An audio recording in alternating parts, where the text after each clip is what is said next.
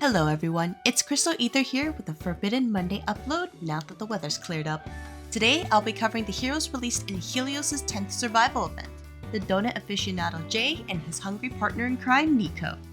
Surprisingly, both cards belong to the technique attribute, which has received plenty of attention in the past few months and have some very strong cards.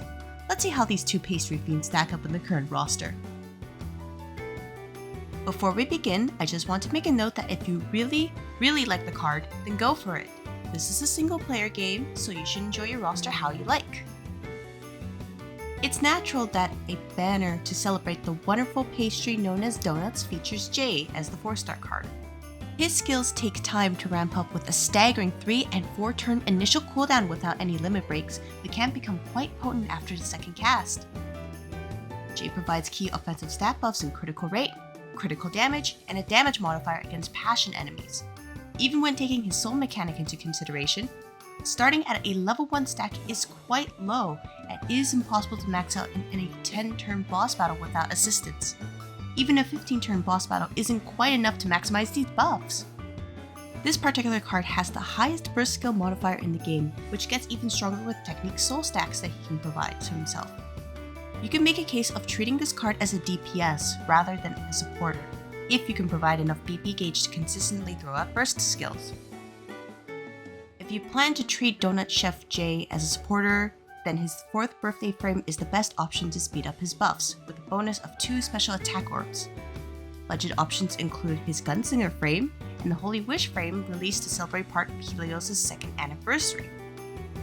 His Event Mafia frame can also work to buff burst skill damage, but keep in mind that the cool attribute passive won't apply to him. If a player is looking to use this Jay as their main DPS hero instead, then his farmable 3-star frame from Sing in the Darkness lines up well with his buffs at max limit break and grants a powerful 50% attack buff for 3 turns. Just be aware of the defense debuff he'll have while it's active. If you have a team member who can grant attack orbs, Jay's Circus frame is another potential main frame, as it can convert them into special attack orbs for himself and his allies. Lastly, his Chapter 4 frame is a possible choice, but it trades a weaker self buff for the Guts ability. It can be useful if you think he'll be knocked out in the next 3 turns.